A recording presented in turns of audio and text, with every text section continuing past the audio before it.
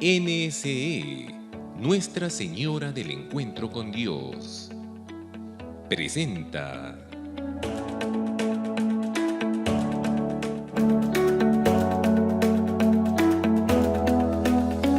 organizado por el Arzobispado de Arequipa.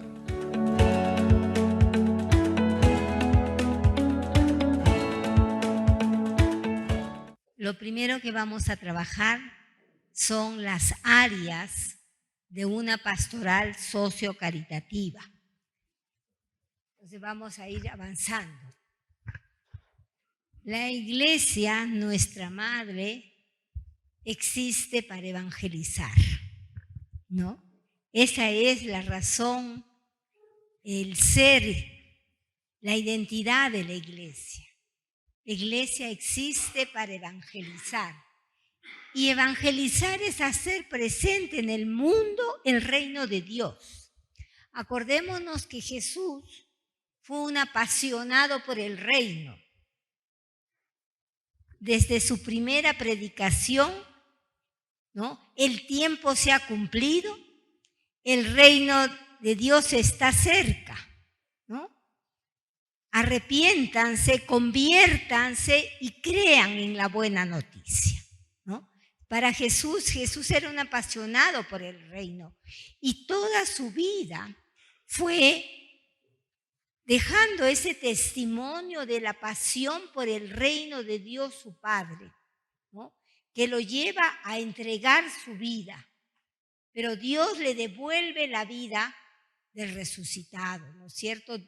A ese acto ignominioso hecho por los seres humanos de destruir la vida del justo, Dios lo devuelve en la vida en plenitud a la cual todos estamos llamados, ¿no? Entonces, cuando hablamos de que si la Iglesia existe para evangelizar, es para hacer presente el mundo del reino de Dios en el mundo, ¿no? Entonces, ese reino de Dios tiene algunas señales, ¿no? Y por eso tenemos nosotros que ofrecer a todos la vida de Jesucristo.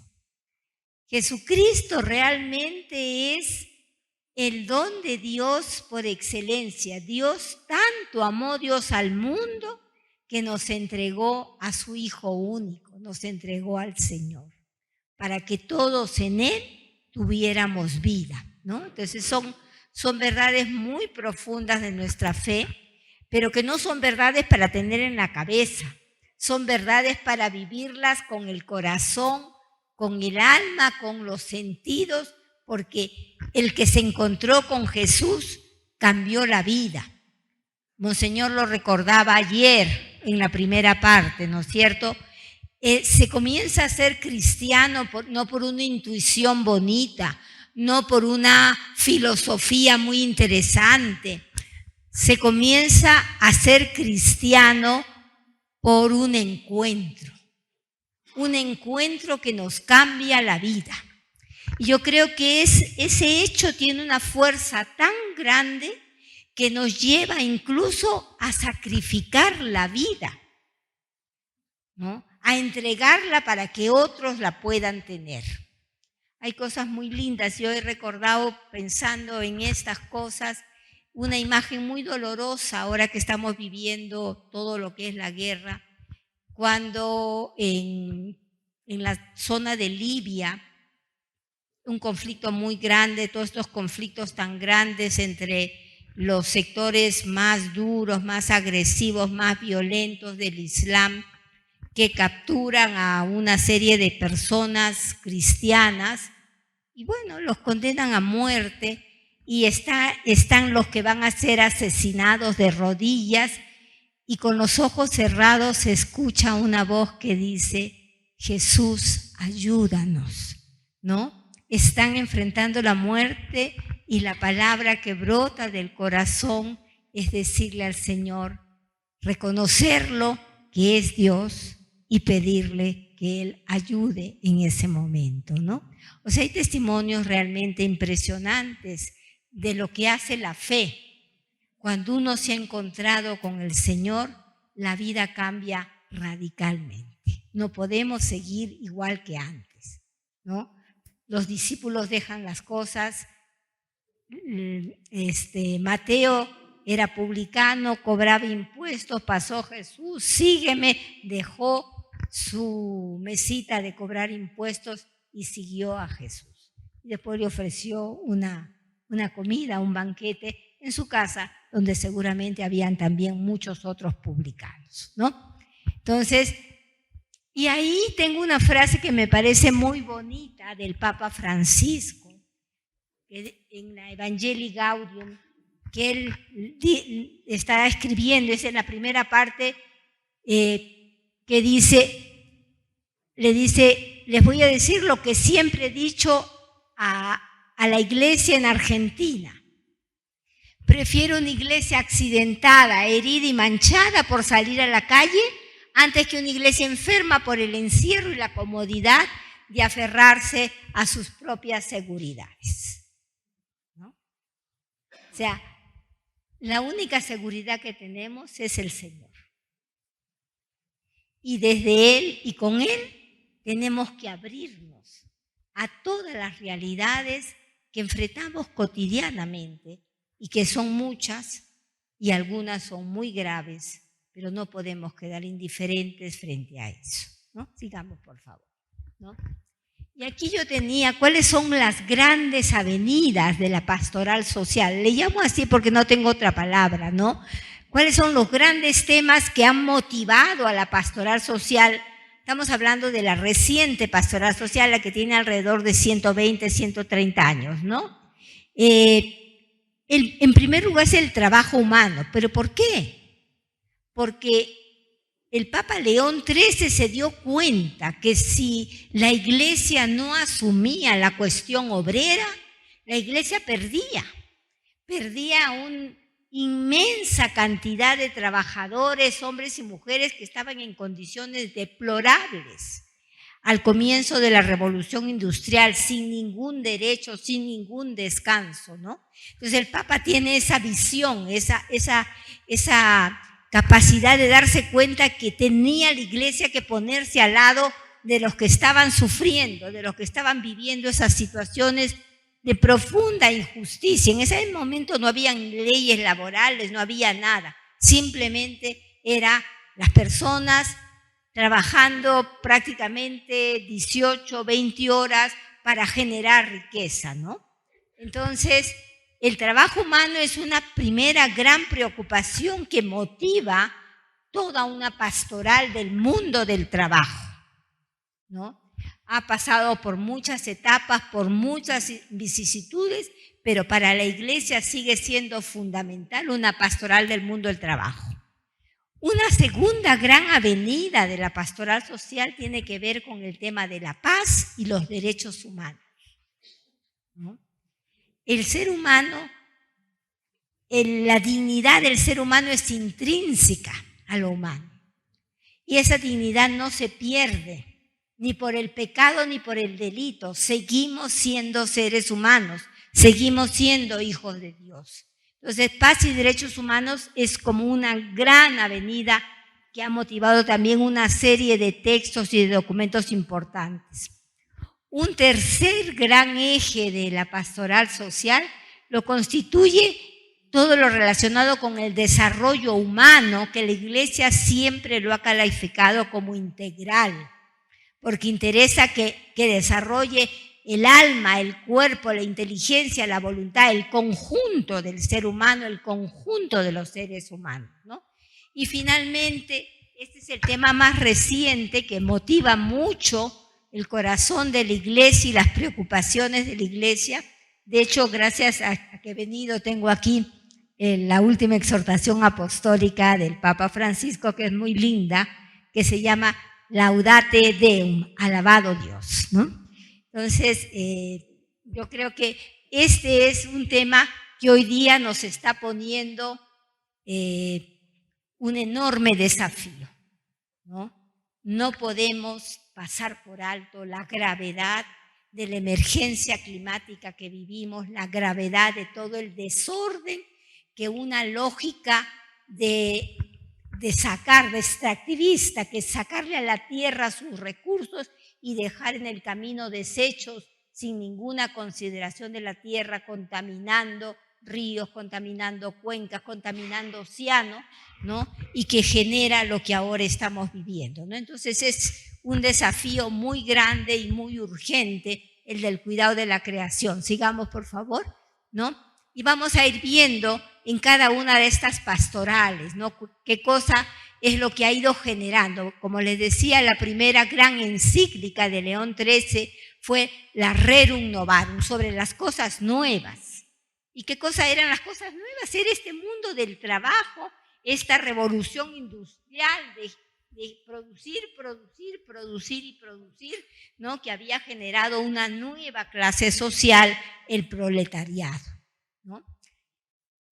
Y ahí se continúa, bueno, eso fue como un boom, realmente fue una cosa inesperada, una encíclica de este tipo. Mucha gente dentro de la iglesia y fuera de la iglesia se quedaron un poco muy estupefactos que la iglesia hablara de estas cosas con tanta claridad, y por 40 años no se dijo nada. Y después entonces Pío XI, 40 años después, saca la 40º año, en el 40 aniversario de la Rerum Novarum, retomando el tema de la Rerum Novarum y viendo cuáles eran las cosas nuevas. En estos 40 años, qué nuevos desafíos habían aparecido en el tema del mundo del trabajo, ¿no? Ahí entra el tema, por ejemplo, del trabajo en el campo, ¿no? Porque la Rerum Novarum es fundamentalmente el trabajo al lado de las máquinas en las ciudades, ¿no? Pero el trabajo del campo, o sea, ahí entra ese tema del trabajo del campo en la 40º año. Después viene entonces Pío XII. Pío XII no era de los que escribían, era bien parco, ¿no? Pero Pío XII tenía una cosa muy interesante, hacía radiomensajes, ¿no? Y tiene un radiomensaje muy bonito, muy profundo, en la conmemoración de los 50 años de la Rerum Novarum, ¿no? Después tenemos Juan XXIII con la Madre y Maestra, que es un texto muy lindo, ahí en la Mater et Magistra, que es en 1961, ¿no? Aparece estas 3 características del discernimiento: el ver, el juzgar y el actuar. Aparecen en la Mater et Magistra de Juan XXIII por primera vez, ¿no?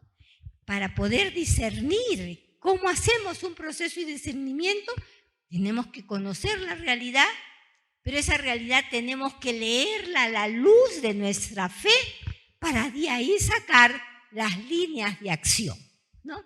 Ese es el proceso. Entonces ahí está, eso con Juan XXIII, la Mater et Magistra, ¿no? Y luego ya viene la 80ª Adveniat en el 80 aniversario de la Rerum Novarum de Pablo VI, que es muy bonita. La 80ª Adveniat no es muy grande, pero es realmente muy bonito, ¿no? Y vale la pena. Y después vienen 2 grandes encíclicas de Juan Pablo II, conmemorando los 90 años de la Pacem in Terris, que diga de la Rerum Novarum, que es Laborem Exercens sobre el trabajo humano, que realmente es de las mejores cosas que yo he leído del Papa, de Juan Pablo II, realmente muy lindo. Y después tenemos la Centesimus Annus, en el centenario de esta primera gran encíclica. Y creo que ahí hay un corpus doctrinal sobre lo que significa el mundo del trabajo y el acompañamiento y el compromiso de la Iglesia con los sectores de trabajadores sumamente importantes, ¿no? Sigamos a la siguiente. Vamos a ver entonces el tema de la paz y los derechos humanos. La primera gran encíclica del tema de la paz es la Pacem in Terris, paz en la tierra, que es una encíclica que está muy dentro del corazón del Papa Juan. El Papa Juan, hay la crisis de los misiles en Cuba, aparentemente va a haber una tercera guerra mundial si eso no se soluciona. El Papa está hablando con un lado, con el otro lado, con Nikita Khrushchev por un lado, con el presidente de los Estados Unidos, moviéndose, tratando, no puede haber una guerra, no puede haber una guerra, y ahí él saca esta encíclica que es realmente muy hermosa, la Pacem in Terris, y la verdad es este trabajo del Papa como líder moral de la humanidad, pero también como líder reconocido por todos los sectores, ¿no? Que él hace este enorme esfuerzo y este compromiso por la paz en el mundo. Cualquier cosa menos la guerra, ¿no? Una paz chueca no importa, pero es paz, ¿no? Entonces esto es bien importante, ¿no? Y después, a partir después de Papa Juan, en el 63, ya comienza con el Papa Pablo VI los famosos mensajes para la Jornada Mundial de la Paz. Nosotros sabemos que el 1 de enero para la Iglesia es el día de la Jornada Mundial de la Paz, y cada año hay un documento muy interesante que va marcando un poco la reflexión y la preocupación de la Iglesia sobre cómo ir construyendo la paz a través de diferentes espacios, de diferentes situaciones, ¿no? Por ejemplo, la primera que sale es la del 73, que Pablo VI dice: la paz es posible. No podemos aceptar que no es posible la paz siempre es posible, ¿no? Después, en el 83, hay otra muy interesante: el diálogo por la paz es una urgencia de nuestro tiempo, ¿no? Necesitamos entonces de plantear la paz. En el 93, si quieres la paz, sal al encuentro del pobre, ¿no? No podemos pensar en un mundo en paz si hay gente con hambre, si hay gente maltratada, si hay gente violentada, ¿no? Sobre esas situaciones no se puede construir la paz. Por eso dice: sal al encuentro del pobre, ¿no? Después, en el año 99, esto es muy bonito porque yo prácticamente estuve cuando salió eso: el secreto de la paz verdadera reside en el respeto a los derechos humanos. Eso fue justo el año antes del jubileo del año 2000 que salió ese documento. Es muy bonito, muy, muy bonito, ¿no? Este también de Juan Pablo II. Y en el 2013 ya nuestro Papa Benedicto saca esto: bienaventurados los que trabajan por la paz, ¿no? Bien bonita también esa reflexión. Y bueno, también el Papa Francisco cada año ha sacado un documento muy interesante en relación a la paz y a los derechos humanos. Sigamos, por favor.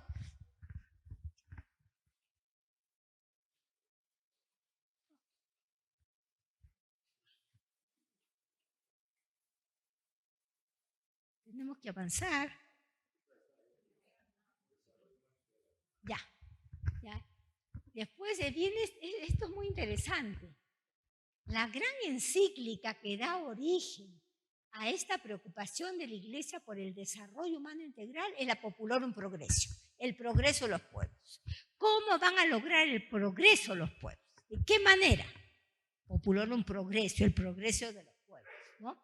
Y el Papa va a decir ahí que el progreso de los pueblos es el paso de condiciones menos humanas a condiciones más humanas.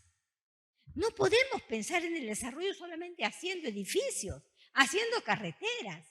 El desarrollo supone que todos podamos pasar de condiciones menos humanas a condiciones más humanas, donde nuestra vida, nuestros derechos, nuestros sueños sean respetados, ¿no? Entonces eso es algo muy importante, ¿no? Y después, 10 años después de la Populorum Progressio, sale la Solicitudo Rei Sociales, que es la preocupación social de la Iglesia, ¿no?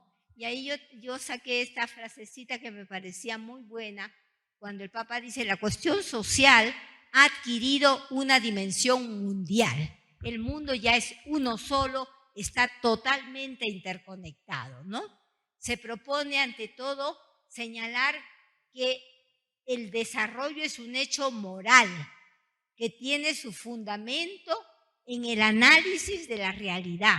O sea, yo no puedo sentirme feliz y contento, vivir en un mundo de mucha riqueza cuando hay poblaciones que no tienen lo más mínimo para vivir con dignidad, ¿no? Entonces ahí, eso es un poco una crítica muy fuerte, ¿no?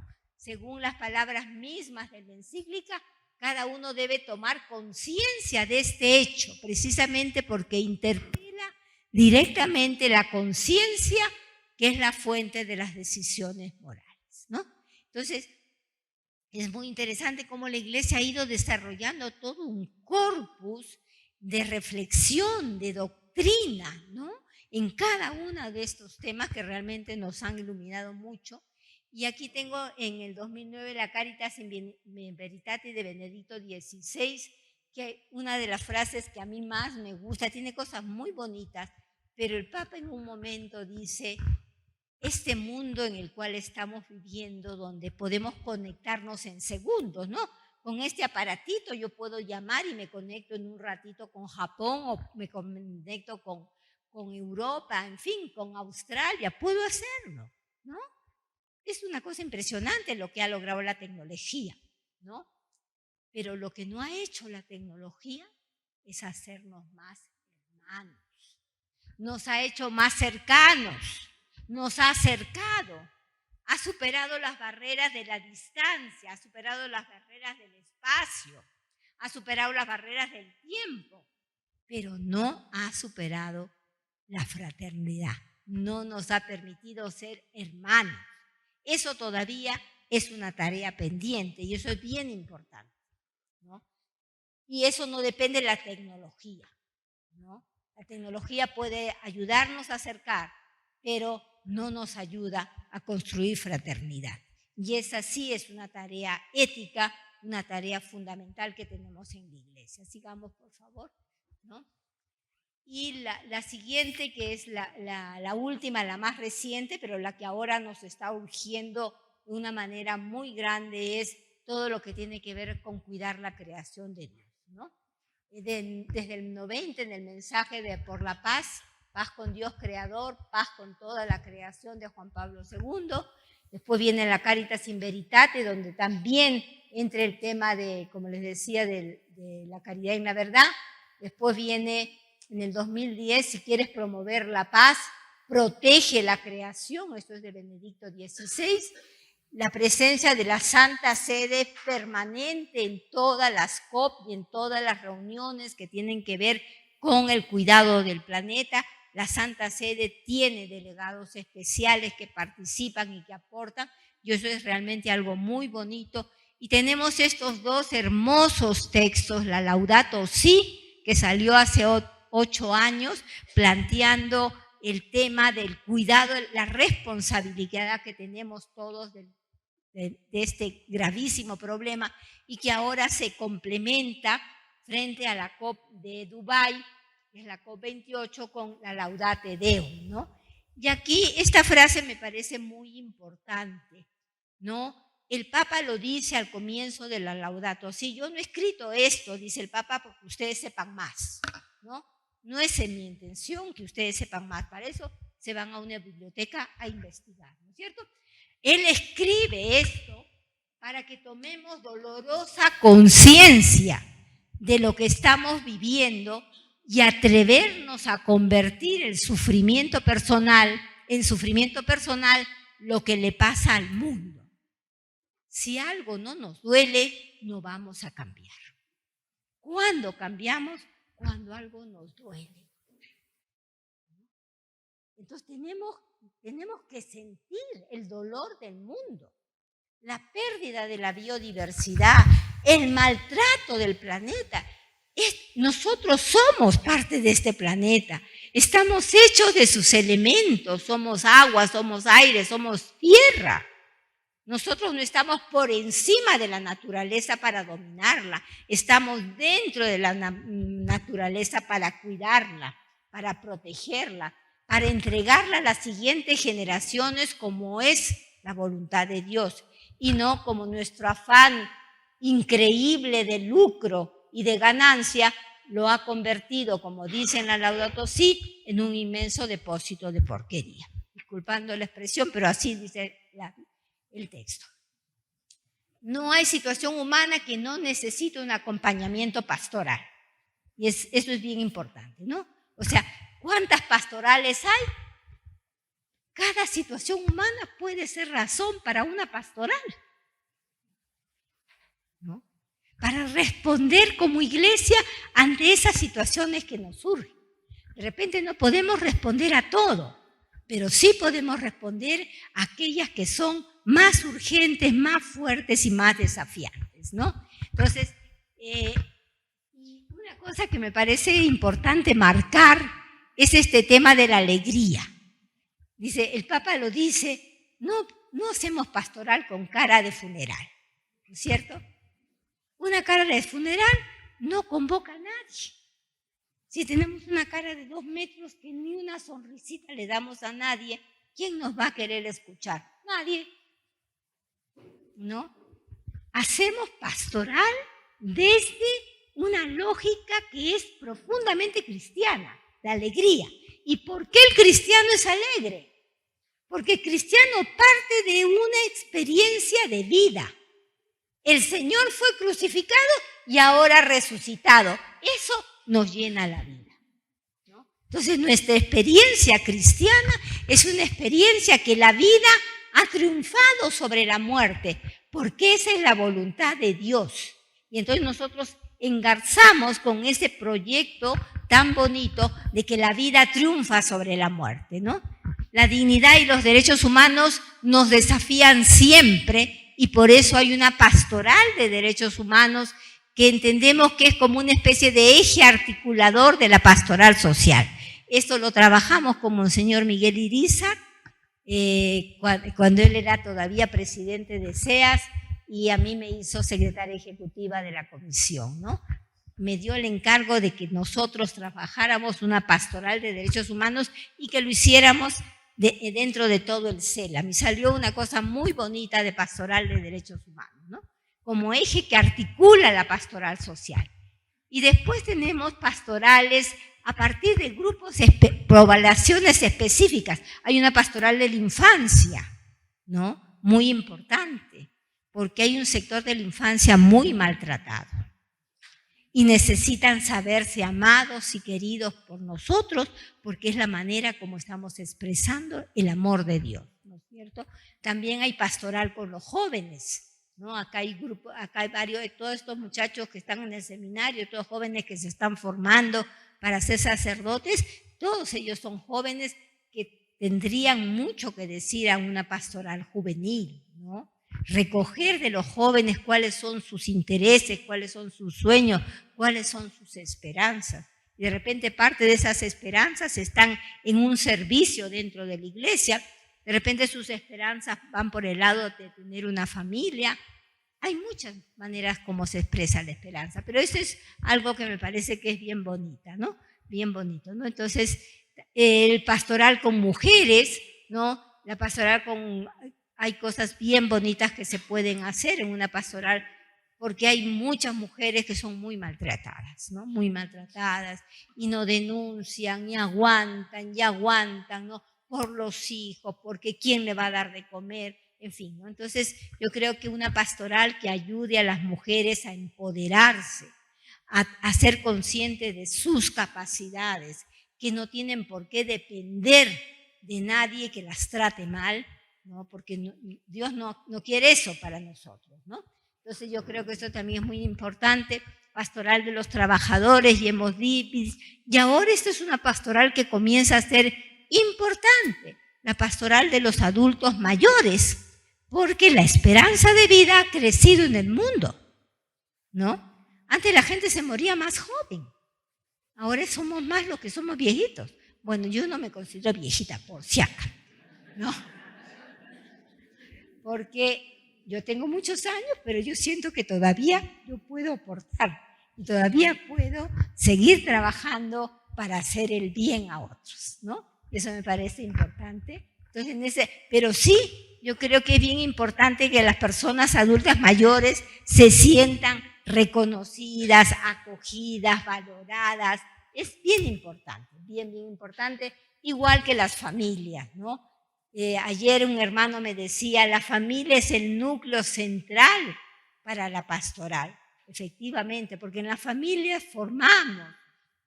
Si la familia se basa en el amor, va a formar a sus hijos en el amor y les va a enseñar realmente a construir familias que vivan desde los valores y los principios que son fundamentales para todos nosotros, ¿no? Y aquí está también la situación del planeta, nos afecta a todos. También hay una pastoral ambiental, pastoral del cuidado de la creación, pastoral, podemos poner el nombre que más nos interese o nos guste, pero no podemos estar de espaldas a la gravedad del fenómeno climático, del fenómeno ambiental y de todas sus consecuencias que estamos viviendo, ¿no? Aquí en la Laudate Deum, el Papa dice que todos esos fenómenos que hoy día están afligiendo a la humanidad son como quejidos, ¿no? Que dolorosos que nacen, que salen de la tierra diciéndonos, por favor, ya no puedo más, escuchen, respeten, ¿no? Entonces, ahí hay cosas muy bonitas que podemos hacer. Sigamos, por favor. Después yo le he puesto pastoral en los límites, porque hay algunas poblaciones que todavía no las sentimos integradas, que todavía las miramos en algunos casos con desprecio, en otros casos con indiferencia, en otros casos con preocupación, pero que también podían constituirse en sectores para pensar en pastorales, ¿no? Y yo he puesto un nombre genérico, pastorales marginadas, ¿no? Que están al margen. La población indígena, sobre todo, también la de la sierra, sobre todo en las partes más altas, pero la pastoral, la gente de la Amazonía en muchas zonas, cuando uno llega a una comunidad y hay un colegito que se supone que es de primaria, pero que como no hay profesor, nunca llega el profesor a ese colegito, entonces los niños salen de la comunidad para ir a otro colegio, tienen que caminar 3 horas. Que un niño tenga que caminar 3 horas de ida y 3 horas de vuelta para estudiar, ¿qué va a poder estudiar ese niño? ¿Qué futuro le estamos dando, no? Entonces, por ejemplo, esa pastoral indígena, y hay varios de los vicariatos que tienen un trabajo bien bonito de pastoral con indígenas, ¿no? Hay cosas bien bonitas que se han hecho y se siguen haciendo, ¿no? Entre ellas, la Universidad Indígena Nopoqui, ¿no? La que hizo Monseñor Cerdín, un obispo que llegó acá, creo que de 13 años llegó, ¿no? Como estos niños, no me acuerdo, siempre se me olvida el nombre, los niños seráficos que venían, ¿no? Para estudiar, para ser parte de los franciscanos, y él se quedó, él llegó muy joven, ¿no?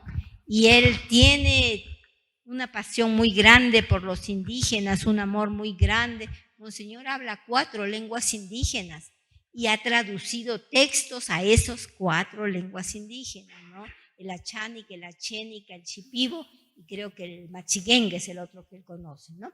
Entonces es bien bonita la experiencia porque cuando uno va a la Universidad de Nopoqui, es una universidad, funciona como una sede de la sede Sapiencia, que es la universidad que fundó Monseñor Lino Paniza, ¿no? Y la Universidad de Nopoqui tiene la educación cultural bilingüe. Tiene, creo que solamente 2 carreras, la educación cultural bilingüe y una otra carrera de contabilidad. Esas son las 2 cosas que tiene. Y bien bonito, yo he 200, 300 chicos, todos indígenas, todos caminando con sus kushmas, algunos hasta con sus plumas, y no se sienten mal, ¿no? Y es bien bonito que se les reconozca, que se les valore en su identidad propia, ¿no?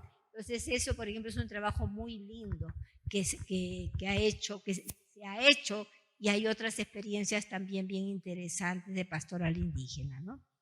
Otra pastoral que está en los límites es la pastoral de migrantes, acelerada por la crisis migratoria de los venezolanos, ¿no? La inmensa mayoría de venezolanos que vienen porque no tienen nada en Venezuela, ¿no? Puede ser que haya alguna gente que se haya filtrado que sean delincuentes, no lo dudo, ¿no? pero la inmensa mayoría son gente trabajadora, ¿no? Que está dispuesta a trabajar acá para conseguir un dinerito y poderlo mandar a la familia que quedó allá. Muchas veces son la mamá que quedó allá, muchas veces es hermanos que quedaron allá, en algunos casos hijos que no han podido desplazarse hasta acá. Entonces hay un nuevo desafío que estamos experimentando y hay respuestas bien interesantes que se van haciendo desde las iglesias en relación a acoger a los migrantes, ¿no? O sea, la pastoral del migrante. Y yo puse acá otras poblaciones excluidas, de las cuales normalmente no hablamos mucho, una pastoral de cárceles. Es cierto que el que esté en la cárcel lo más probable es que haya cometido un delito, pero eso no le quita el ser hijo de Dios. Eso no le quita su humanidad. Y entonces también el visitar al encarcelado es un acto de misericordia, ¿no? Acuérdense los actos de misericordia. Visitar a los enfermos, visitar a los encarcelados, visitar a la gente que está sufriendo, ¿no? Entonces, eso es bien interesante. Entonces, después hay esta sigla que no sé si está bien ubicada, LGTBIQ, que es todo el mundo, digamos así, de la gente que tiene otra orientación sexual, ¿no? Hay algunas religiosas, no conozco más, pero hay algunas religiosas que hacen un trabajo bien bonito con estos sectores que también son muy marginados, incluso dentro de sus propias casas. Muchos los han botado de sus casas precisamente por ser diferentes, ¿no? Y no aceptan esa realidad, ¿no? No estoy diciendo que es bueno o que es malo, simplemente estoy diciendo que esta es una realidad que también nos desafía a nosotros como iglesia, ¿no? Y otro sector que es el sector de mujeres prostituidas, ¿no? Es un sector con una herida increíblemente dolorosa, ¿no? Cuando en algún momento he tenido la oportunidad en el CELAM de poder escuchar algunos testimonios, la verdad rompen el alma, ¿no? Pero hay sectores, sobre todo religiosas, ¿no? Pero no solo religiosas, que ya han comenzado a armar equipos de religiosas que van a la cárcel, ¿no? Y también que trabajan con mujeres prostituidas. Incluso hay religiosas que van a pelearse cuando ven que hay alguna niña joven que le están prostituyendo, van a pelearse al burdel, a sacar a la chica. Yo no sé cómo lo hacen, pero hay unas mujeres maravillosas que son capaces de enfrentar y sacarlas, ¿no? Ofrecerles otra cosa. Entonces todavía no son muchos, pero hay algunos esfuerzos interesantes que se hacen con estos sectores. Y aquí puse yo pastoral política. Miren, en la Christi Fidelis Laici, sobre los fieles laicos, después del sínodo de los fieles laicos, salió una exhortación apostólica que se llama Christi Fidelis Laici, ¿no? Y en esa exhortación el Papa, Juan Pablo II, es muy claro y muy firme en afirmar que los católicos, los cristianos, nosotros no podemos estar al margen de la política, no podemos estar al margen de lo que él llama la cosa pública. ¿Por qué? Porque la política, dice, es el punto más alto de la caridad, porque la política debe tener como objetivo el bien común. Entonces, si la política la dejamos para los mafiosos, la política la dejamos para la gente que no tiene valores, que no tiene principios, ¿no? Entonces, la política nunca va a cambiar, nunca va a ser el punto más alto de la caridad. Tenemos que entender que la política nos desafía. Si hay algún compañero, algún amigo que está interesado, que se ha metido a un partido político, acompañémoslo, orientémoslo, que no se sienta solo, que se sienta acompañado, para que su ideal con el cual entró a la política no se pierda, se mantenga y que si hay un momento de que tiene que salir, bueno, que salga sabiendo por qué salió, por qué no continuó, ¿no? Entonces yo creo que esto también es algo bien importante, viendo lo que tenemos ahora de clase política, que realmente es terrible, ¿no? Que no tiene ningún interés o muy poco interés, o son muy pocos los que tienen interés en los grandes temas del país. La mayoría está ahí para ganar prebendas, para llenarse de plata los bolsillos, para viajar y para tener reconocimientos, ¿no? Lamentablemente. Entonces, la cosa pública, una pastoral en el mundo de la política es algo que no debemos de dejar de tener en cuenta, ¿no? Y si tenemos gente que conocemos que está metida en política, no la dejemos sola, acompañemos a esa gente, ¿no? Sigamos, no sé, a ver. Ya creo que esta es la última. Yo puse acá una cosa, el Papa habla mucho de la santidad común y corriente, ¿no? Esa santidad que nunca la vamos a ver de repente en un altar, pero que sin duda es una santidad, de repente de nuestras mamás, de nuestras abuelas, de nuestros papás, ¿no? Que nosotros, este es un santo, mira, siempre ayudando, siempre sirviendo. Bueno, aquí Víctor Ortiz, este señor tenía una peluquería, era peluquero en Villa María el Triunfo. Y un día vio que había un muchacho que estaba enfermo, un muchacho enfermo de SIDA. Su familia lo había botado y él lo recogió. Y comenzó a hacer un trabajo increíble con lo poco que tenía, de recoger a la gente enferma de SIDA, acompañarla, tratar de que tuvieran sus medicinas. En algunos casos la gente moría, en otros lograron, la gente puede vivir con la enfermedad porque ya hay las medicinas, ya hay los retrovirales, ¿no? Pero su peluquería la convirtió en un lugar de acogida para personas enfermas con VIH. Yo digo, este señor Víctor Ortiz, que nadie conoce, hace poco estaba muy enfermo, felizmente ha recibido algún apoyo, alguna solidaridad y está mejor, ¿no? Que le llamaban el ángel del SIDA. Para mí, este es un santo, alguien que gasta su vida para ayudar a personas en el límite, ¿no? Es un ejemplo muy bonito. El otro es este señor que era un empresario chico, ¿no? Que vendía balones de oxígeno. Ese era su negocio, de eso vivía antes de la pandemia. Llegó la pandemia y este señor peleó con medio mundo porque le estaba bajando el negocio a la gente que se enriquecía porque los precios del oxígeno los habían subido. Y él tomó la decisión que él seguía vendiendo el balón de oxígeno al mismo precio que siempre lo había vendido.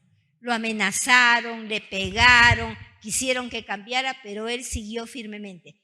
Hace un par de años murió ya, ¿no? Pero yo creo que esta es otra persona, por ejemplo, que es un ángel, que es un santo, ¿no?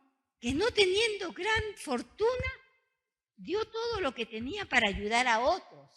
Y ahí hemos visto muchos ejemplos y de repente, si pudiéramos conversar, ustedes tendrían algunos ejemplos de ese tipo de personas que nos desafían por la capacidad de solidaridad, que no es otra cosa que el amor que tienen en el corazón y que son expresión de la presencia de Dios, ¿no? Yo pongo acá los bomberos que arriesgan su vida e incluso hay bomberos que han muerto al tratar de sacar a gente que está dentro de un edificio que está quemándose, ¿no?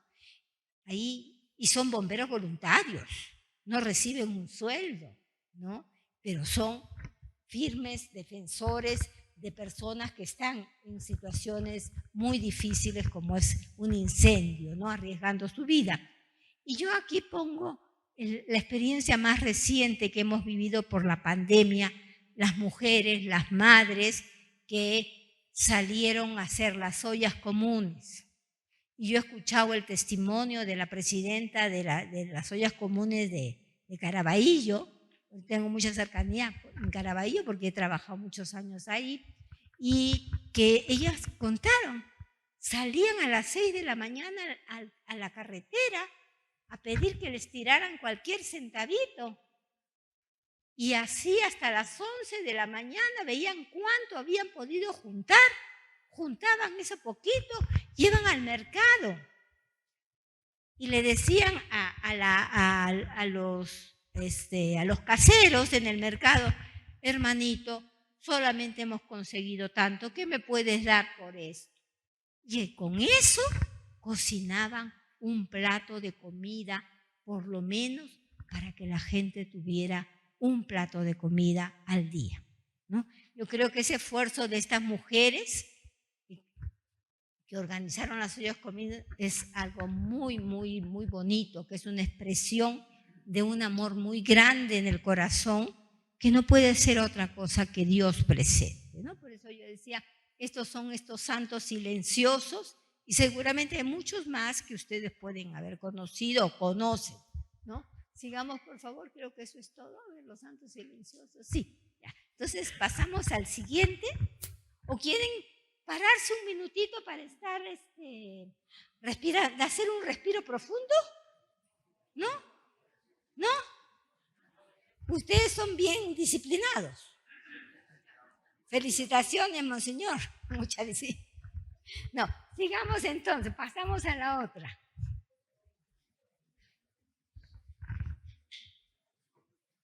Ya.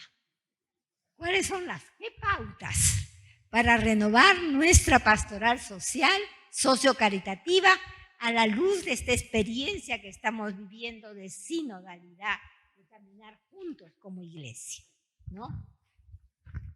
Y yo ponía a mí me gusta mucho este texto, ¿no? Cuando los discípulos de Juan le dicen a Jesús: eres tú el que ha de venir o tenemos que esperar a otro. Vayan y digan a Juan lo que han visto y oído, ¿no? Eso es lo que tenemos que hacer en la pastoral, ¿no? Decir a los otros lo que hemos visto y oído, lo que nuestro corazón siente y vive por el encuentro con el Señor, que es lo que nos cambia la vida. La iglesia tiene un tesoro que no puede guardar para sí. Yo me santifico solito, no. Los santos nunca se han hecho solitos, siempre se han hecho con los demás, ayudando situaciones límites, ¿no? De allí la necesidad de una iglesia en salida, que eso lo trabajaron con Monseñor Javier el primer día, ¿no?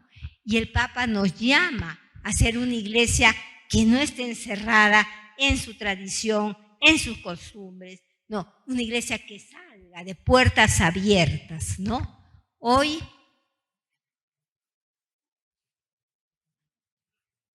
no sé qué dice ahí. Hoy. Debía ser otra palabra que no la he escrito bien, ¿no? Están hoy en la pastoral, ¿no? Están presentes en esta realidad, en las realidades que vivimos, están presentes los escenarios y los desafíos siempre nuevos de la misión evangelizadora, ¿no? O sea, la realidad nos va proponiendo los escenarios donde debemos de actuar. Y todos somos llamados a esta nueva salida misionera, ¿no? Estamos en un momento nuevo de la iglesia, una iglesia que se abre, una iglesia que no tiene miedo del mundo, una iglesia que quiere acompañar los procesos. Cada cristiano y cada comunidad tiene que discernir a cuál es el camino que el Señor le pide. ¿Qué nos está pidiendo ahora el Señor aquí en Arequipa, en este 2023, que ya se está muriendo? ¿No? Todos somos invitados a aceptar este llamado, salir de nuestra propia comodidad y atrevernos a llegar a todas las periferias que necesitan la luz del Evangelio. Hemos nombrado en el anterior capítulo, digamos así, las periferias, la gente que vive en límites, ¿no? Y que muchas veces no tiene nadie que los acompañe, ¿no? Sigamos, por favor. Tenemos que avanzar entonces hacia un nuevo paradigma. Cuando hablamos de paradigmas estamos hablando de modelos. ¿Cuál es el paradigma de evangelización que necesitamos aquí en la arquidiócesis? Que ustedes tienen, yo los felicito, venir 3 noches seguidas después de trabajar con cosas que de repente están pendientes, a estar sentados 2 horas, 2 horas y media para comprender un poquito mejor la novedad, la riqueza, la profundidad de lo que significa nuestro ser cristiano, ¿no? Entonces, un nuevo paradigma, ¿no? Es un paradigma del cuidado, del servicio, ¿no? El cuidado nos recuerda aquello que dijo ya hace 30 años la Carta de la Tierra. La Carta de la Tierra es un documento que saca la reunión de Naciones Unidas en Río de Janeiro, ¿no? Sobre el tema de qué está pasando en el mundo. Miren, en el año 92 hubo una reunión muy importante sobre la situación del mundo, qué pasa en el planeta, ¿no? Y ahí dice en esta Carta de la Tierra algo muy hermoso y muy profundo, y el Papa lo toma, está en la Laudato Si y también está en la Laudate Deum, ¿no? El Papa dice ahí: como nunca antes en la historia humana, el destino común nos pide un nuevo comienzo. Todos nosotros, los seres humanos, tenemos un destino común. Porque tenemos un destino común, necesitamos un nuevo comienzo para ver cómo debemos de caminar.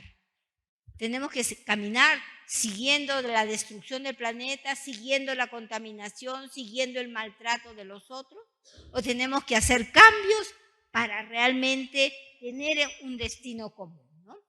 Que el nuestro sea un tiempo que se recuerde por el despertar de una nueva reverencia ante la vida. Esa frase yo la pondría en letras de oro. Que el nuestro sea un tiempo que se recuerde por el despertar de una nueva reverencia ante la vida. Ante toda la vida es sagrada, la vida es de Dios. Tenemos que cuidarla, tenemos que protegerla, tenemos que defenderla, ¿no? Eso a mí siempre esta frase me llega muy adentro, ¿no? Esta nueva reverencia ante la vida, por la firme resolución de alcanzar la sostenibilidad. Es decir, que nuestro planeta sea sostenible, que puedan pasar 100, 200, 300, 1000 años y el planeta sigue rebosante de vida, porque esa es la voluntad de Dios, ¿no?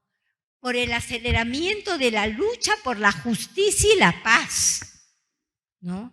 No nos podemos quedar tranquilos si hay injusticia, si no hay paz. Tenemos que movernos, tenemos que movilizar, y por la alegre celebración de la vida. Esta frase me parece una frase muy bonita, está en la encíclica, 2 veces la ha citado el Papa, ¿no? Entonces tenemos que avanzar hacia ese nuevo paradigma, ¿no? Con esas características. Sigamos. Y aquí les voy a poner, esto es el Papa Francisco. El Papa dice cómo él entiende la Iglesia. ¿Cómo le entiende? Una de las primeras características que entiende de la Iglesia es una Iglesia que primerea. ¿Qué quiere decir? Que llega primero, ahí donde están los problemas. Que está primero ahí donde hay sufrimiento. Que está primero donde hay que celebrar la vida, ¿no? Por eso es primerea, que llega primero, ¿no?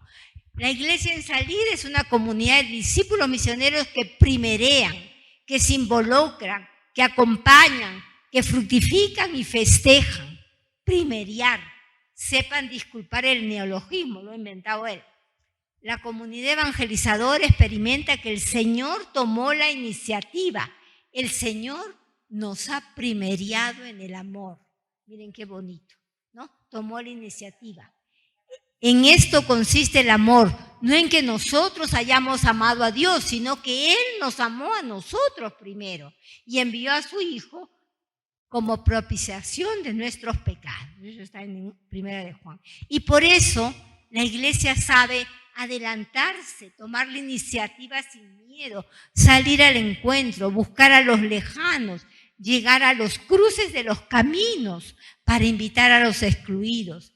Vive un deseo inagotable de brindar misericordia, fruto de haber experimentado la infinita misericordia del Padre y su fuerza difusiva, ¿no? Atrevámonos un poco más a primeriar. La verdad, yo creo que es esto que vamos a leer, que son palabras textuales de la Evangelii Gaudium, de la primera exhortación que hizo el Papa.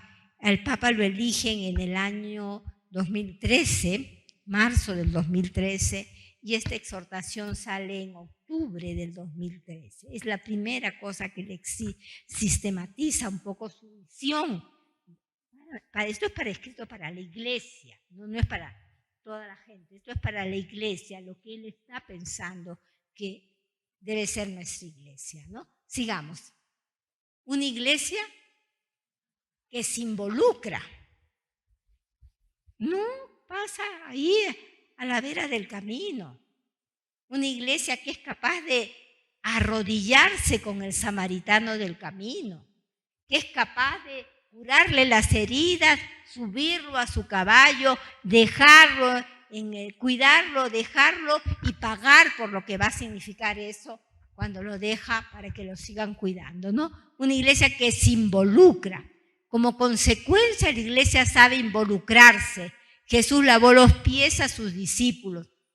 El Señor se involucra y involucra a los suyos, poniéndose de rodillas ante los demás para lavar los pies. Pero luego dice a sus discípulos, seréis felices si hacen esto. La felicidad está en el servir a los otros, como Él lo ha hecho, ¿no? La comunidad evangelizadora se mete con obras y gestos en la vida cotidiana de los demás.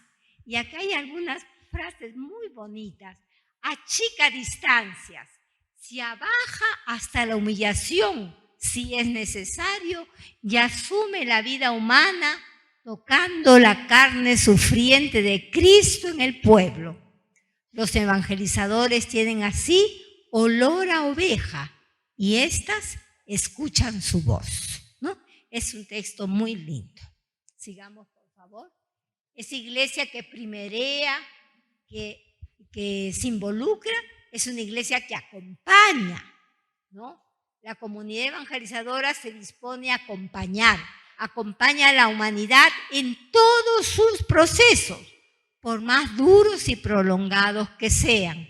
Sabe de esperas largas y de aguante apostólico. Las cosas no salen, no somos magos que salen así porque hacemos los dedos así, ¿no es cierto? Tiempo, toma tiempo, hay que tener paciencia. La evangelización tiene mucho de paciencia y evita maltratar los límites, ¿no? Hay límites, no hay que maltratarlos, hay que respetarlos. Sigamos. Y también es una iglesia que sabe fructificar. Es una iglesia fecunda, es una iglesia que da frutos. La comunidad evangelizadora siempre está atenta a los frutos porque el Señor la quiere fecunda. Cuide el trigo y no pierde la paz por la cizaña. El sembrador, cuando ve despuntar la cizaña en medio del trigo, no tiene reacciones quejosas ni alarmistas. Encuentra la manera de que la palabra se encarne en una situación concreta y de frutos de vida nueva, aunque en apariencia sean imperfectos o inacabados. El discípulo sabe dar la vida entera y jugarla hasta el martirio como testimonio de Jesucristo, pero su sueño no es llenarse de enemigos, sino que la palabra sea acogida y manifieste su potencia liberadora y renovadora. Sigamos. Y finalmente es una iglesia que celebra las maravillas que Dios ha hecho. Una iglesia que está dispuesta siempre a cantar con María el Magnífica, ¿no? Se alegra mi alma porque Dios ha mirado la humillación de su esclava, ¿no? Y celebra las maravillas que Dios ha hecho en ella, ¿no? La comunidad evangelizadora gozosa siempre sabe festejar, celebra y festeja cada pequeña victoria, cada paso adelante en la evangelización. La evangelización gozosa se vuelve belleza en la liturgia, en medio de la exigencia diaria de extender el bien. La iglesia evangeliza y se evangeliza a sí misma con la belleza de la liturgia, la cual también es celebración de actividad evangelizadora y fuente de un renovado impulso de donativo. Miren, nosotros en SEAS, disculpen el paréntesis, trabajamos en la época dura de la violencia, con mucha gente. Las leyes se pusieron muy duras y capturaban a cualquier persona realmente con una acusación de terrorismo. Incluso sembraban pruebas, ¿no es cierto? Capturaban a un muchacho que estaba yendo, así como yo, ¿no? En buzo, ¿no? Tenía una mochila, lo veían con cara de la sierra y ya inmediatamente tenían la idea que era terrorista, ¿no?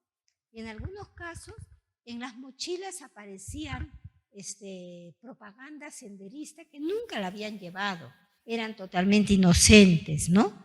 Pero nosotros trabajamos mucho el tema de la liberación de los inocentes, porque fue tan grosero lo que hicieron, detuvieron a tanta gente inocente, que hubo una especie de clamor de todos los sectores y se logró que se formara una comisión para revisar estos casos, la comisión Lancier, presidida por el padre Hubert Lancier, un padre de los Sagrados Corazones, que analizaba los casos de la gente que era inocente y que presentaba su denuncia para ser liberado. Y nuestros abogados en SEAS, teníamos un pool de abogados jóvenes, muy pilas, muy comprometidos, que estaban detrás de los casos, asumiendo los casos. Yo he visto llorar a la gente cuando el caso no lográbamos la liberación y lo condenaban, y sabiendo que era injusto, y las abogadas llorando ahí, ¿no? Pero bueno, se hizo todo lo que se podía hacer y después había que seguir acompañando a esta persona. Pero en muchos casos la gente era liberada después de haber estado 2, 3, 4, 5 años, gente inocente, gente sencilla, gente pobre, ¿no? Y de las cosas más bonitas que yo tengo en la memoria en SEAS, es que cuando llegaba uno de estas personas que había salido en la cárcel, íbamos con la familia, no lo dejábamos solito, a recibirlo, a sacarlo de la cárcel. Era una fiesta, llegaban a SEAS, todo el mundo bajaba abrazado, lo abrazábamos, le damos la bienvenida, teníamos un regalito, hacíamos un pequeño brindis, pasábamos galletitas, nada extraordinario, pero era la alegría de un hermano inocente que estaba preso, pero que lo habíamos logrado liberar, ¿no? Entonces yo creo que esa iglesia que celebra, que festeja cada pequeña victoria, es muy importante. La iglesia que celebra, porque la celebración es una expresión de Dios, es una expresión de una vida entregada. Sigamos, por favor. Una iglesia abierta, ¿no? El querigma tiene un contenido social que está en el corazón del evangelio, eso no lo podemos negar. El nombre de Dios es misericordia. Acordémonos que hace algunos años, no me acuerdo ya cuántos, serán unos 6, 7 años, que tuvimos el jubileo de la misericordia, ¿se acuerdan? Que el Papa convocó a un jubileo especial de la misericordia. Y fue un año muy bonito, donde trabajamos mucho esto, y ahí aparecía esto que el Papa lo dijo en una entrevista que dio: el nombre de Dios es misericordia y nos impulsa a ser compasivos. Así como la iglesia es misionera por naturaleza, también es compasiva por naturaleza. Los pobres siempre serán primero. La iglesia que siempre vive en un espíritu de conversión siempre orientada al bien común. Nuestra fe no es una fe intimista, es decir, encerrada para nosotros, Dios y yo, no. Nuestra fe es una fe que desborda, porque el amor nunca encierra, el amor siempre es comunicación y don, ¿no es cierto? Sigamos. Tenemos que hacer pastorales con olor a evangelio, ¿no? Salir de nosotros mismos para buscar el bien de todos. La tarea no es de uno, la tarea es colectiva. Estamos convocados todos según nuestra propia vocación de la mano de un Dios misericordioso que no nos juzga, nos ama, ¿no? Dios en primer lugar nos ama, ¿no? Recordemos la mujer pecadora, la mujer adúltera, ¿no? Al final, cuando se queda el Señor solo, cuando dice, el que no tenga pecado que tire la primera piedra, ya la querían ahí lapidar, ¿no es cierto? Porque eso decía la ley, que una mujer encontrada en flagrante delito de adulterio tenía que ser lapidada. Entonces, lo quieren poner entre la espada y la pared. A ver, tú que tanto hablas de misericordia, de Dios misericordioso, ¿qué dices? La mujer ha sido encontrada en flagrante delito de adulterio. Y bueno, Jesús le dijo, bueno, el que no tenga pecado, que tire la primera piedra. Y bueno, como todos somos pecadores, se fueron yendo, hasta que quedó la mujer y el Señor. Y el Señor le dice una cosa tan sencilla, ¿no? Nadie te condenó. Y él, no, Señor, yo tampoco. Anda y no peques más, ¿no? Eso es, anda y no peques más, ¿no? Ha venido para los enfermos y los pecadores. Cuando lo criticaban los fariseos, ¿por qué tu maestro come con esa gente despreciable? Su respuesta es porque no ha venido para los justos, para los perfectos, para los sabios, para los poderosos. Ha venido para los enfermos y los pecadores. Y recordemos a nuestro querido amigo Zaqueo, ¿no? Que no hacía honor a su nombre, porque el nombre Zaqueo quiere decir puro, inocente. Y Zaqueo no era ni puro ni inocente, ¿no? Sabemos la historia. Zaqueo era jefe de publicanos, o sea que se llenaba bien los bolsillos, ¿no es cierto? Pero era chiquito, era chatito, así como yo. Y quería ver a Jesús. Y la gente no le dejaba ver a Jesús, se subió a un árbol para verlo bien. Jesús lo ve. Zaqueo, hoy como en tu casa. Y recordemos qué bonito, ¿no? En medio de la fiesta, porque Zaqueo hizo una gran fiesta, ¿no? Con sus amigos, que también eran igual que él, ¿no? Se pone delante de Jesús y dice, al que le robé, le devuelvo 4 veces lo robado. Eso decía la ley. O sea que Zaqueo se ponía a derecho, a cumplir con la ley, ¿no? Pero Zaqueo da un paso más. No solamente va a cumplir la ley. El paso más es, y la mitad de mis bienes lo voy a dar a los pobres. Eso ya no pedía la ley. Zaqueo da un paso más, porque su vida se cambió. Y ahí le va a hacer honor a su nombre, que dice que él tiene que ser puro e inocente, ¿no? Sigamos. La pastoral tiene que aportarnos hacia una nueva mirada. En la sociedad donde vivimos todo tiene precio. Todo se convierte en un recurso que se usa y se desecha. Por eso la encíclica Laudato Si nos dice que hemos hecho de nuestro planeta un inmenso depósito de porquería. ¿Qué está detrás de todo esto? Vivimos inmersos en el paradigma del dominio, del individualismo, de la conquista, del uso indebido de las otras personas y de los bienes de la creación. Lo que prima es un paradigma de dominio, ¿no? Nuestra fe nos enseña a leer los signos de los tiempos para saber qué sucede y qué nos está pidiendo el Señor en cada momento de nuestras vidas. Las religiones y espiritualidades se sostienen sobre el cuidado de las personas y de la naturaleza. Es otra manera de expresar el amor, la ternura y la preocupación por la vida propia y la ajena de las personas y de la naturaleza. Necesitamos entonces, a través de nuestras pastorales, una nueva mirada, una nueva lectura. El Señor todo lo hace nuevo. Creo que ya falta uno nomás o dos. Ya terminó.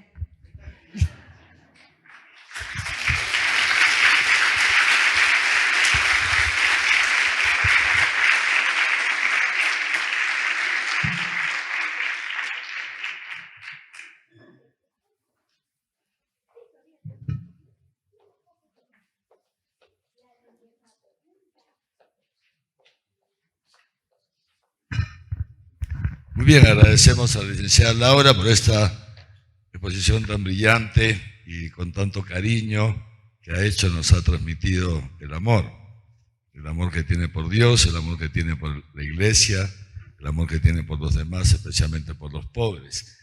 Entonces, tenemos unos minutos, son 8:15, tenemos unos minutos, si alguno quiere hacer alguna pregunta, algún comentario. Estamos, como decíamos, preparándonos, abriendo nuestra mente para el relanzamiento de una pastoral socioeducativa renovada en la arquidiócesis. Esta es nuestra meta, hacia eso vamos. Así que si alguno quiere hacer un comentario, alguna pregunta, no se chupen.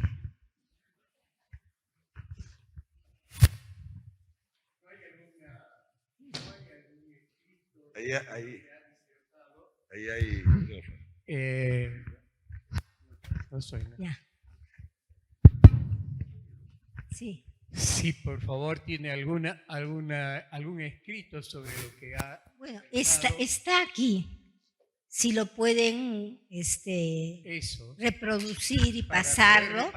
Sí, para pasarlo ustedes con todo gusto, ¿no? Ya. Eso podemos hacer, no hay problema. Sí. Por favor. Sí. Entonces, pedimos a la licenciada Laura que, como está aquí, ¿no? Entonces, y lo tiene grabado el centro pastoral. Lo pueden pedir al centro pastoral, a la hermana Sor Caterine, ¿no? Se lo piden y ella se los envía, ¿ya? Por mail. Muy bien.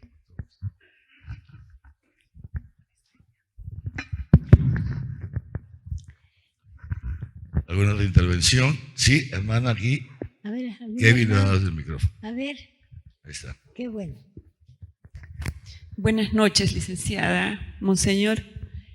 A mí me parece muy interesante ese enfoque que tiene de cuidar a las personas y cuidar el medio ambiente. El cuidado de las personas inicia en la familia. Siempre escucho noticias de problemas que tenemos cada día y yo digo, ¿solucionamos metiendo a un delincuente a la cárcel? No. A mí me parece que tenemos que tener la paciencia y la constancia de trabajar en la familia. Y así como hacemos crecer la fe en nuestra familia, la fe y la esperanza, me parece que también tenemos que educar a todos los niños, los jóvenes, en amar nuestra naturaleza y cuidarla. Con cosas técnicas, por ejemplo, gestionar todo lo que compramos, cuál va a ser su destino final, que las autoridades como los consejos distritales nos ayuden a clasificar nuestra basura, a limpiar nuestra casa. Entonces, yo considero que un cristiano tiene que tener eso como parte de su vida. Y lo que le escucho a usted es que estamos en eso. Y me gustaría saber qué tenemos nosotros, ¿no?, en la parte técnica. Mire, yo creo que la pregunta es muy importante, hermana, se lo agradezco mucho. De la basura que se genera en una casa, el 75% se puede convertir en compost. Y lo que se desecha es muy poco. Una cosa bien interesante en la zona de San Juan del Lurigancho hay una experiencia muy bonita que se llama la lombriz feliz. Sí, y la lombriz feliz es que este grupo ha generado un proyecto muy bonito de hacer compost en base a unas lombrices que son muy especiales, muy buenas, y que hacen un compost fantástico. Y entonces han comenzado a los parques que estaban alrededor, convertirlos realmente en espacios verdes, bien bonitos, porque han generado su propio compost. Y la gente en sus casas, no digo que todos, pero si hay alguna gente, porque a mí me han invitado unas papitas que las hicieron en una bolsa esas bolsas de yute llenas de tierra, y ahí el señor hizo su compost, el hermano, y ahí sembró sus papas y después nos trajo sus papitas para compartir con nosotros, ¿no? Entonces, mire, hay cosas que se pueden hacer y que de esa manera estamos generando menos basura, estamos transformando los desechos en compost y estamos generando un abono orgánico que es muy bueno. Y podríamos tener en nuestra propia casa, en un espacio chico, no necesitamos gran espacio, que podemos tener que tomatitos, que no sé, pues algunas cositas que pueden sembrar, ¿no? Y en algunas avenidas, por ejemplo, se pueden poner algunos árboles frutales, que podría ser bien interesante. Por si acaso, cada municipalidad tiene la obligación por ley de tener una oficina de medio ambiente. Entonces yo les recomiendo que ustedes vayan a su municipio y pregunten quién es la persona a cargo de medio ambiente y que le digan qué está haciendo usted por el medio ambiente, qué proyectos tiene, de qué manera nosotros podemos colaborar y podemos. Yo creo que eso podría ser bien interesante, ¿no? Tocar las puertas por ley tiene que haber una oficina de medio ambiente, ¿no? Entonces, aprovechemos que hay una ley que lo dice, entonces, que muchas veces no hacen nada, celebran el Día del Medio Ambiente, hacen una cosita por acá, otra cosita, y nada más, pero de repente podíamos juntos pensar a ver qué podemos hacer, de repente podemos poner árboles en un camino, pero eso sí, por favor, si siembran árboles, no dejen que el árbol se muera porque se llena de tierra, nadie lo cuida, es un desastre. Si sembramos un árbol, lo cuidamos, porque estamos sembrando vida, ¿no? Entonces eso es bien importante. Yo creo que necesitamos una conciencia mayor de la necesidad de cuidar nuestra casa, como cuidando la vida van a aparecer cosas maravillosas, ¿no? Eso. Kevin. Buenas noches. Por si acaso también en Cáritas tenemos la campaña de reciclaje, ¿no? Entonces, permanente, ¿no? Entonces, el Papa Francisco también nos habla mucho de esto, ¿no? Tanto en la Laudato Si como ahora último. Dos aspectos me parecen muy importantes. Primero, el reciclaje. De alguno tal vez en su casa le pueda costar, etcétera. No pasa nada. Van guardando, van juntando y cuando ya tienen un poquito así, ya avisan a Cáritas y Cáritas lo manda a recoger. Está el camioncito constantemente, tenemos, gracias a Dios, los camiones de Cáritas, ¿no? Que están constantemente dando vueltas. Unos para ver lo del reciclaje, recogiendo, etcétera, y luego otros para la distribución de alimentos, ¿no? Del banco de alimentos, ¿no? Para ir llevando los comedores, las parroquias, etcétera, etcétera, recogiendo alimentos para llevarlos a otros. Estamos siempre en entonces los camiones de Cáritas están siempre dando vueltas por ahí, ¿ya? Muy bien. Entonces, nosotros en la casa, por ejemplo, todos vamos juntando todo, los periódicos, las cajas, Todo. Y las botellas, todo. Y cuando ya tenemos una cantidad, Kevin, ¿cada cuánto tiempo viene Cáritas? Lo vamos poniendo en nuestras, ¿no? ¿Cada cuánto tiempo? ¿Ah? Cada mes y medio, así, porque claro, vivimos nada más el padre Josué, Kevin y yo. No es y vivimos una vida austera, no es que estamos, ¿no? Entonces, pero cada mes y medio ya tenemos las 3 cosas así llenas, una de plástico, otra de papel, no sé cómo es la historia, o de cartón, porque Kevin es el encargado, ¿no? Kevin es el encargado. Kevin, no voltees, que eres tú, haz así. Y entonces ella llama a Cáritas y viene Cáritas y lo recoge, ¿ven? Lo mismo podrían hacer ustedes en la casa, lo mismo, ¿no es cierto? Y vamos cooperando con el medio ambiente, ¿sí?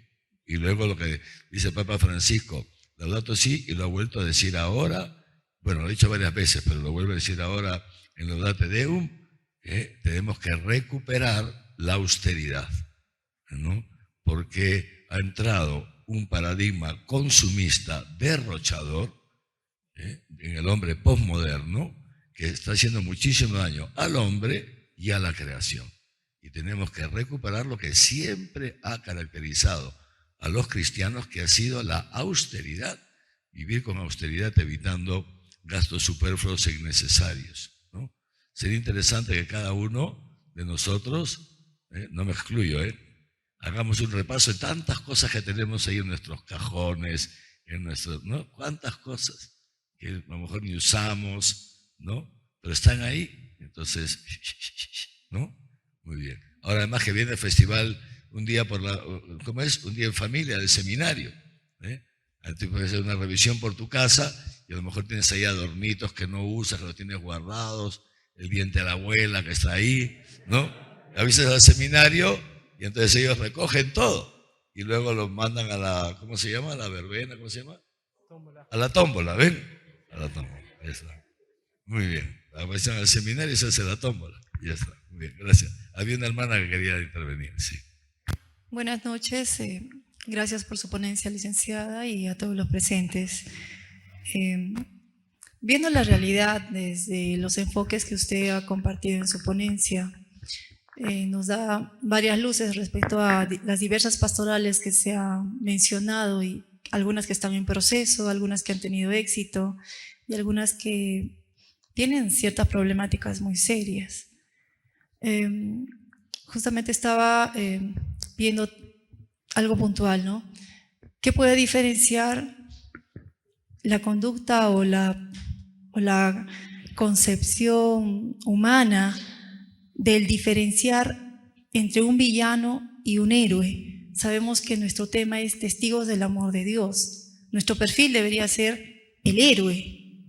Pero, ¿qué diferencia a ese villano que hace lo corrupto, la violencia, hace el mal, destruye, es un destructor, si le ponemos así una etiqueta?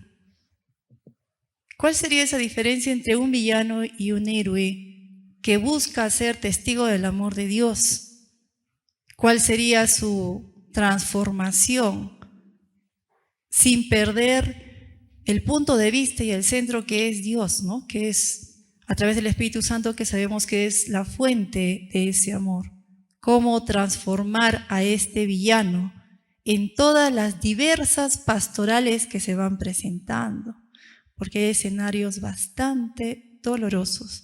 Y algo que usted comentó, el ser humano, lamentablemente, su aprendizaje para tener el encuentro con Dios tiene que ser a través del dolor. El villano y el héroe también pasan por ese proceso del dolor. Pero a través de ese dolor, ¿por qué el héroe es héroe? ¿Y por qué el villano decide corromper al resto? Y si estamos ante la sociedad o familias, a veces tenemos villanos hasta dentro de nuestra propia comunidad, aunque no se hayan declarado, ¿no? Pero lo hay. Sociedad, trabajo, amistad, hasta uno mismo es su propio enemigo. ¿Cuál sería esa diferencia, licenciada? Gracias por su respuesta. Mira, no es fácil responder, es bien difícil poder decir quién es villano y quién no es villano. las obras son los que nos van a indicar, ¿no? Si hay una persona que está caminando haciendo el bien o es una persona que está haciendo el mal, ¿no?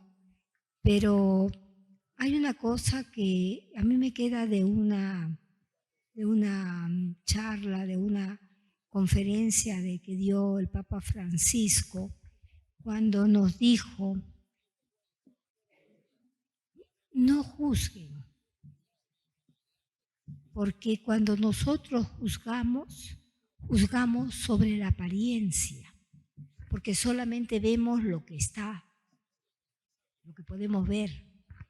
Dios es el único que puede juzgar porque ve el conjunto, lo que nosotros no podemos ver, las motivaciones, lo que ha permitido que tal o cual persona actuara de una determinada manera. Si es una persona que está actuando mal y está cometiendo delitos, para eso existen las leyes, ¿no? Que tenemos que ponerlas en marcha, ¿no? Si hay alguien que comete un delito, no podemos hacernos de la vista gorda. El delito tiene que ser sancionado. Pero a nosotros nadie nos ha constituido en jueces.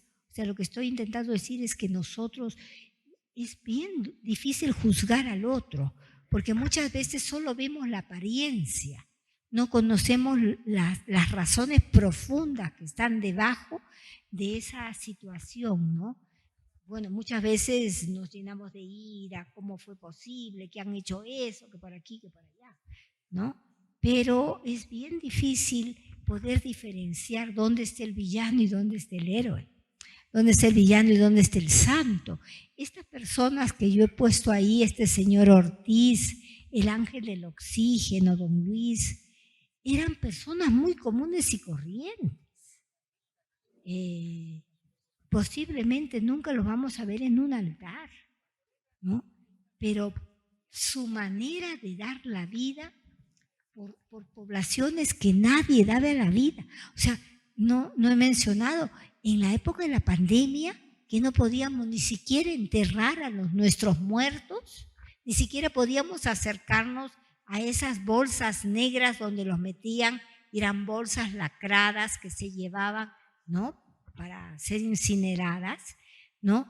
Hubo alguna gente que ayudaba para cargar esas bolsas, ¿no? A riesgo de poderse contagiar. ¿Qué motivaba a alguien a hacer eso? En algunos casos era gente venezolana, que recibía una pequeña propina por haber hecho una oración o por haber acompañado a un entierro. Una cosa muy, muy chiquitita, pero que le significaba algo que no tenía, ¿no? Entonces, la pregunta es interesante porque creo que es difícil juzgar, ¿no? Porque juzgamos en base a las apariencias. Y por eso las leyes hacen que los que juzguen sean los jueces, y los jueces tienen que investigar y recién ahí ver cuál es la sanción que se deba de aplicar, ¿no? Lo que nosotros creo que siempre debemos de estar abiertos es a entender que las diferentes situaciones que vivimos pueden producir cosas muy buenas como cosas muy malas, ¿no? Y tenemos que estar disponibles para caminar por el lado de lo que es bueno y desechar lo que no es bueno, ¿no? La pregunta da para repensar, pero hay que verla con cosas muy concretas, ¿no? Con casos muy concretos. Y antes que se nos vaya el tiempo, había otra persona que quería decir algo. Un hermano ahí. Sí, hermano, por favor.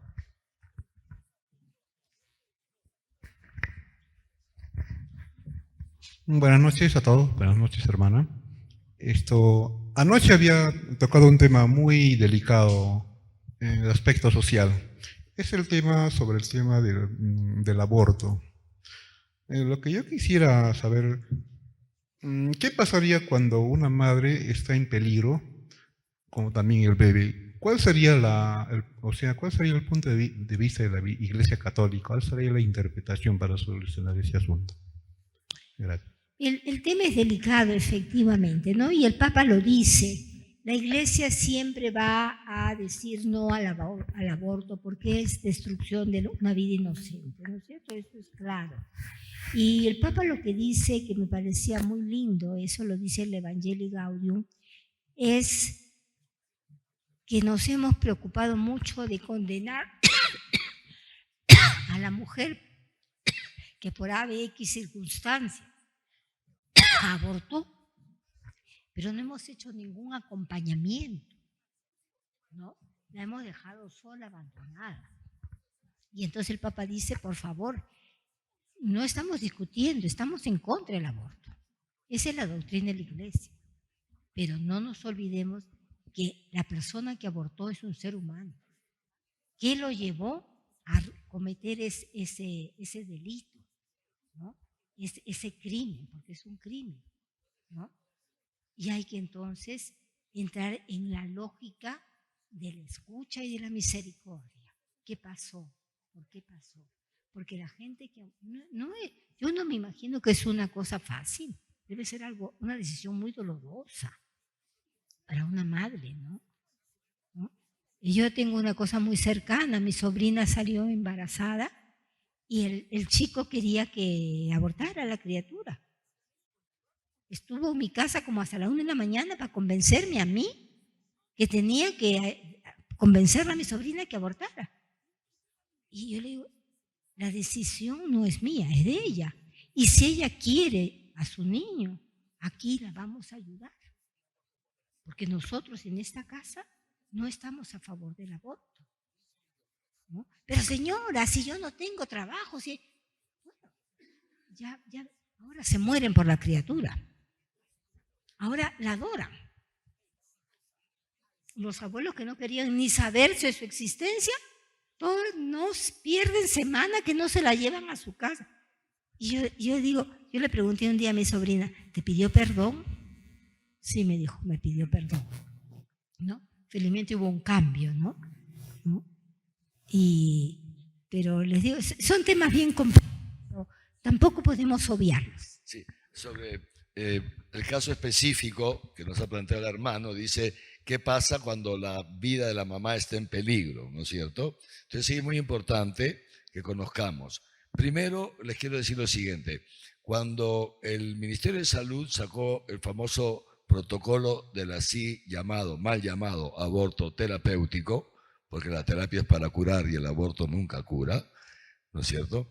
Pero nosotros hicimos el estudio. O sea, nosotros tenemos en la arquidiócesis, probablemente muchos de ustedes lo saben, un comité que se llama el Comité Provida, que lo hemos comenzado hace 15 años y que está compuesto por profesionales, expertos, ¿no? Hay médicos, hay abogados, hay psicólogos, comunicadores, gente que tiene maestrías, etcétera, en temas estos de vida, familia, bioética, etcétera, etcétera. Entonces, los médicos estudiaron el protocolo y el informe que nos dieron es que en todas esas causales, primero, todas las causales que pone el MINSA, hay una causal que se le llama el embarazo ectópico, que no es aborto ni nada porque la criatura está fuera del útero y entonces no hay ninguna viabilidad de que nazca esa criatura. Uno. Y de los otros, es decir, en todos los casos se puede, o sea, presión alta, como se quiere llamar, en todos los demás casos se puede procurar, o sea, continuar el cuidado de la madre, cuidar la salud de la madre.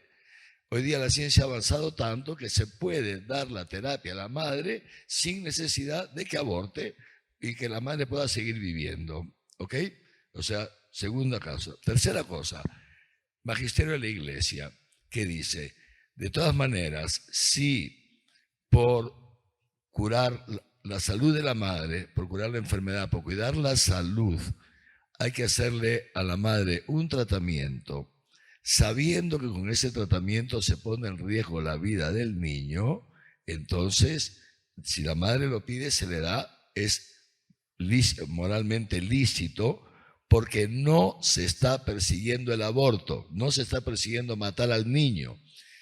¿Es cierto que el niño puede morir? Sí, se llama así, un efecto secundario no deseado, ¿no? Y eso es moralmente lícito. ¿Se entiende esto, no? La diferencia, ¿no? Lo que es ilícito es ir directamente a procurar el aborto, que es lo que estos movimientos quieren presentarnos como si fuera un derecho, ¿no? O sea, ahora es un tema muy delicado porque de pronto han empezado a surgir, siempre ha habido, pero de pronto han empezado a surgir de modo público, se está haciendo mucha publicidad y no hay semana en que no aparece una niña con mucho dolor para todos, por supuesto, embarazada, ¿no? Siempre las han habido, ¿eh? Pero ahora lo están sí, sacando los medios y exigiendo al Estado que la haga abortar, ¿no? Entonces, porque responde a una campaña para la legalización del aborto, ¿me entiendes, no? Incluso, claro, es muy doloroso para una niña de 13 años tener que llevar un embarazo porque es producto de una violación. Por supuesto que es horrible, merece todo nuestro acompañamiento, nuestra cercanía, etc. Pero claro, ¿qué nos dicen cuando nosotros decimos, pero no tiene por qué abortar? Ya comprendemos, hay que darle los cuidados, acompañamiento psicológico. Y entonces, ¿qué nos dicen? La iglesia, que son unos inhumanos porque obligan a una niña a tener un hijo. ¿Qué va a hacer esta niña a los 13 años con un hijo el resto de su vida? ¿No va a poder estudiar? No, porque lo que decimos es que la niña tenga a su hijito, es muy doloroso para todos, pero no por eso vamos a matar a la criatura. Como dice el Papa Francisco, usa una frase muy interesante. Hace una pregunta a él: ¿acaso es lícito contratar a un sicario para solucionar un problema? Esa es la respuesta que da el Papa cuando se le habla del aborto. ¿Acaso es lícito contratar a un sicario? Eso es lo que es un sicario, ¿no? Eso que ahora están abundando por algunas partes, ¿no? Para solucionar un problema, ¿no? Entonces, ¿qué dice la iglesia? Bueno, acompañemos al Estado, nosotros mismos en la iglesia podemos acompañar, etcétera, etcétera. Y cuando la criatura nace, pues muy bien, se la den a adopción. Hay tantas familias que no pueden tener niños y que quisieran darle un hogar a un niño, ¿no?